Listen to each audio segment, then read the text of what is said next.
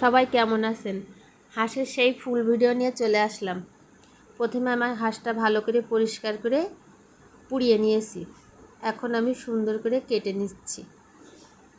সবাই তো এক এক রকম করে যার যার মতো করে হাঁস রান্না করে। দেখবেন হাঁসের গোশত সবাই কিন্তু তেমন পছন্দ করে না, আর অনেকের ভীষণ পছন্দ, যেরকম আমার ভীষণ পছন্দ। এজন্য দেখেন আমি একটু অন্যভাবে রান্না করছি। এখানে সমস্ত গোটা মশলা দিয়েছি, রসুন, পেঁয়াজ, আদা, গরম মশলা, সমস্ত, কয়টা শুকনো ঝাল, কয়টা কাঁচামরিচ, এগুলো দিয়ে আমি হালকা করে লাল রং করে নিয়ে একটু ভেজে নিলাম। এগুলো এখন উঠিয়ে নিচ্ছি। এবারে আমি এটা ব্লেন্ড করে তারপরে দিব। এখন আবারও পেঁয়াজ দিলাম। পেঁয়াজটা হালকা একটু ভাজা হয়ে গেলে সমস্ত আবার বাটা মশলা দেব। আদা বাটা, রসুন বাটা,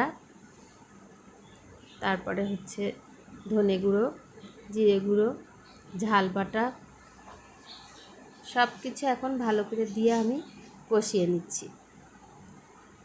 হালকা একটু কষানো হয়ে গেলেই আমি এবার গোস্তগুলো দিয়ে দেব। ভালোভাবে কষায় নিতে হবে। এই যে গোস্তগুলো দেওয়ার পরে আমি আরও সুন্দর করে কষায় নিব। আর আমি যখন ওই যে ভাজা মশলাটা ভেজে উঠাইছি না, ওইটার ভিতরে একটু কিন্তু নারকেল দেব, বাটা নারকেল দিয়ে তারপরে হচ্ছে ওইটা ব্লেন্ড করব।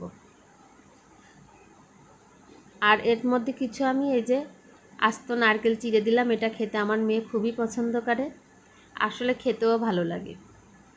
ভালো করে কষিয়ে নেব আবারও, কারণ নারকেলটা একটু সিদ্ধ হতে সময় লাগে, তাই প্রথম পর্যায়ে দিব। এবারে আমি সেই ভাজা মশলাটা বেটে রেখেছিলাম, ওইটা এর সাথে দিয়ে দিলাম। আমি কিন্তু ব্লেন্ডারে অল্প একটু কোরানো নারকেল দিয়েছিলাম, এতে করে গ্রেভিটা অনেক ঘন হয়।